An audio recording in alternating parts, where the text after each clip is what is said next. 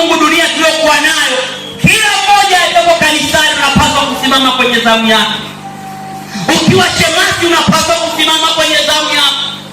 Hatuna Pasaka nyingine zaidi ya kushughulikia kusimama kwenye zamu za Yesu Kristo aliyemaliza majukumu. Amen. Alipokuwa msalabani akasema imekwisha. Neno imekwisha kulitafsiri kwenye Kiswahili inamaanisha kila jambo limetimia.